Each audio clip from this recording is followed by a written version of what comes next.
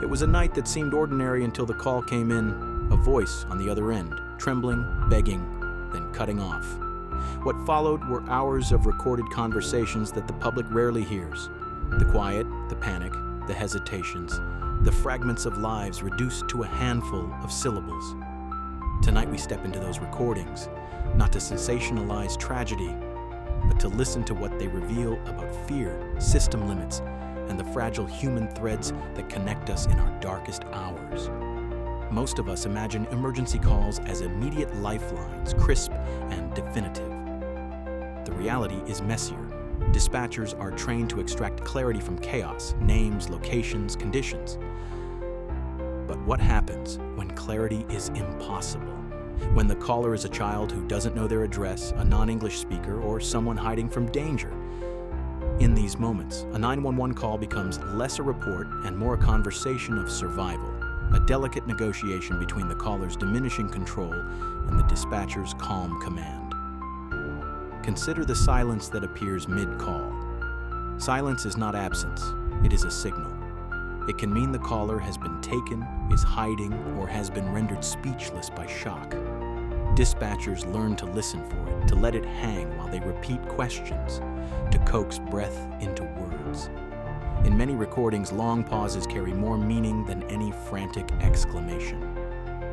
The pauses map fear's geography, small, staccato breaths that indicate hiding, long, flat lines that suggest unconsciousness, intermittent replies that reveal an attacker's presence in the room.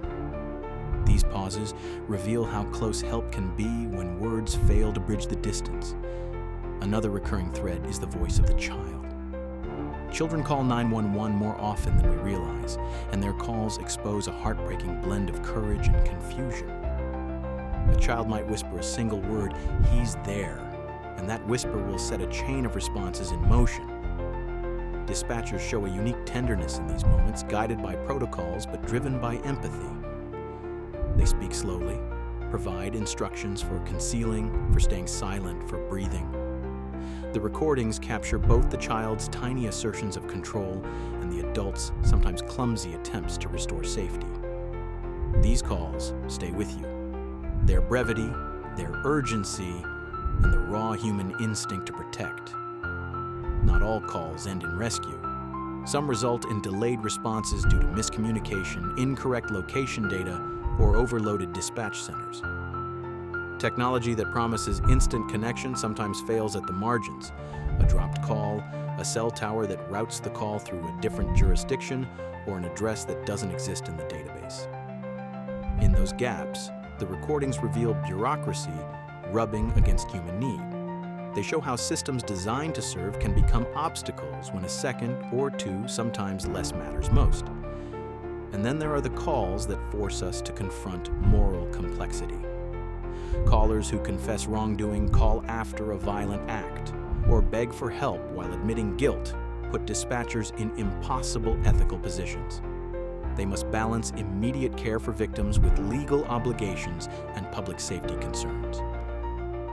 The recordings often reflect a careful neutrality, a commitment to preserving life and evidence simultaneously.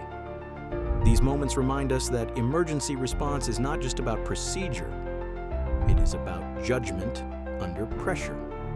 Listening to these unseen conversations is uncomfortable but instructive.